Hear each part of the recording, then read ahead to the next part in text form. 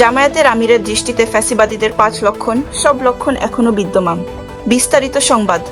জুলাই গণ অভ্যুত্থানের মাধ্যমে ফ্যাসিবাদের চূড়ান্ত বিদায় হয়নি বলে মনে করেন জামায়াতে ইসলামীর আমির শফিকুর রহমান।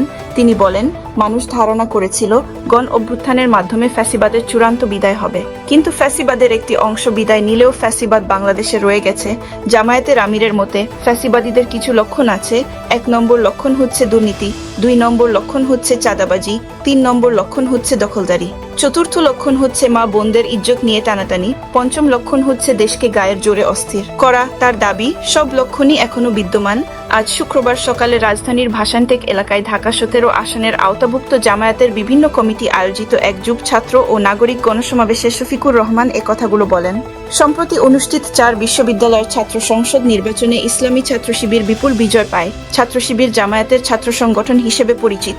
ছাত্র সংসদ নির্বাচনের প্রভাব জাতীয় নির্বাচনে পড়বে না বলে মনে করে বিএনপি, তবে জামায়াতের মতে নির্বাচনে এর প্রভাব পড়বে।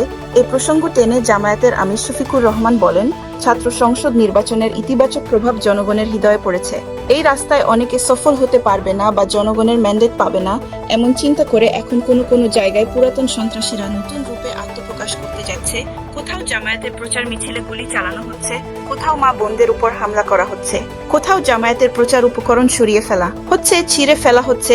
দেশের মানুষ পুরনো বস্তাপচা রাজনীতি আর দেখতে চায় না। উল্লেখ করে শফিকুর রহমান বলেন, নতুন বাংলাদেশ আর পুরনো ফর্মুলায় চলবে না, নতুন বাংলাদেশ চলবে নতুন ফর্মুলায়। সেই ফর্মুলা হলো, দেশের জনগণ আর কোনো দলের পক্ষপাত দুষ্ট সরকার দেখতে চায় না।